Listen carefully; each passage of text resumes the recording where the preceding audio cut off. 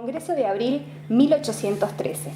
Situación de la Banda Oriental en 1813. Montevideo permanecía bajo el poder español. Estaba sitiado por Rondó, jefe del ejército porteño, quien recibió órdenes de reconocer la Asamblea Constituyente instalada en Buenos Aires. Este comunicó a Artigas que debía realizarlo él como representante del pueblo, pero este consideró que no era un asunto que pudiera decidirlo personalmente, sino que debía hacerlo el pueblo oriental reunido en Congreso Libre.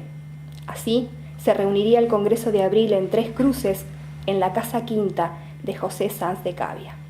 En el Congreso se distinguen dos sesiones: la del 5 de abril, que comenzó con la oración inaugural, cuando el jefe de los orientales afirma: Mi autoridad emana de vosotros, y cesa por vuestra presencia soberana.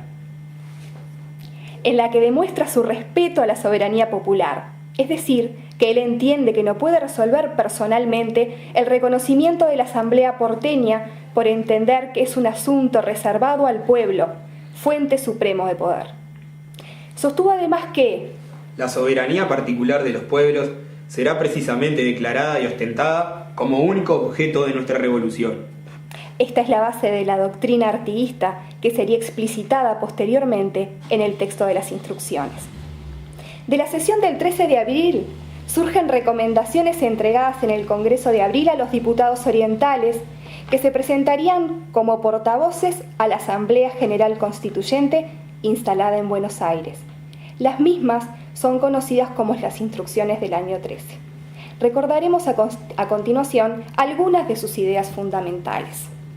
Primeramente, pedirá la declaración de independencia absoluta de estas colonias, que ellas están absueltas de toda obligación de fidelidad a la corona de España y familia de los Borbones, y que toda conexión política entre ellas y el Estado de España es y debe ser totalmente disuelta.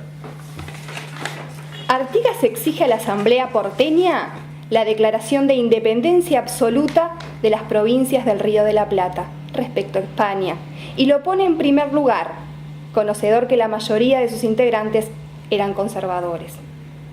El artículo 20 establece: la Constitución garantirá a las Provincias Unidas una forma de gobierno republicano, donde se destaca la división de poderes, poder legislativo, poder ejecutivo y poder judicial, que serían independientes entre sí en dos sentidos, porque estarían integrados por personas diferentes y además porque cumplirían funciones específicas que no interfiriera con las demás.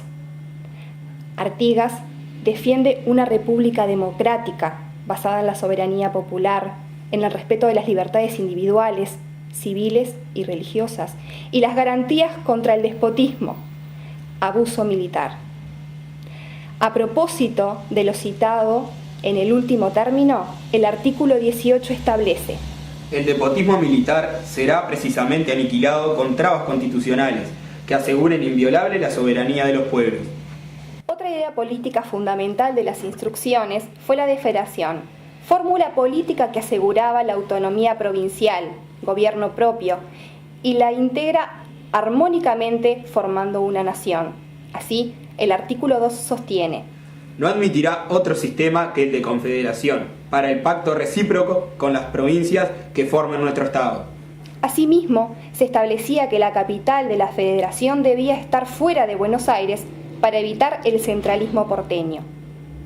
En lo económico, las principales disposiciones de las instrucciones establecían la igualdad entre provincias, donde todas pagarían iguales impuestos, habría libre comercio entre provincias, libre navegación de ríos internos y autonomía financiera, donde cada provincia fijaría sus impuestos.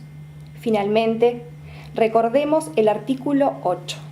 El territorio que ocupan estos pueblos de la costa oriental del Uruguay hasta la fortaleza de Santa Teresa forma una sola provincia, dominante, la provincia oriental, que sería reconocida como tal muchos años después.